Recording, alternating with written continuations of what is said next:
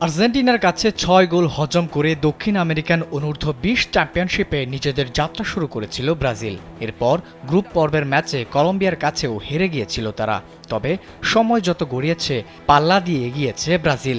চূড়ান্ত পর্বে এসে সেলেসাওদের যেন দেখা যাচ্ছে ভিন্ন এক রূপে। দারুণ নৈপুণ্য দেখিয়ে ব্রাজিলের যুবারা জিতেছে টানা ৩টি ম্যাচ।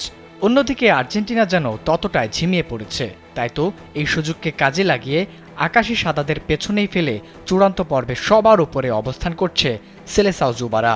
সবশেষ মঙ্গলবার ব্রাজিল ৩-১ গোলে হারিয়েছে প্যারাগুয়েকে। একই সময়ে অন্য ম্যাচে জয় পেয়েছে আর্জেন্টিনাও।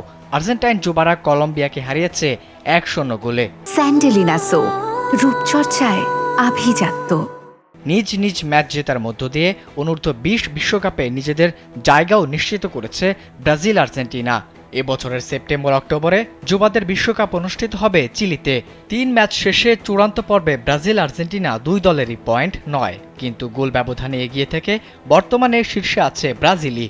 সব মিলিয়ে শিরোপার লড়াইটা এখন দুই চিরপ্রতিদ্বন্দ্বী ব্রাজিল আর্জেন্টিনার মধ্যেই সীমিত হয়ে পড়েছে।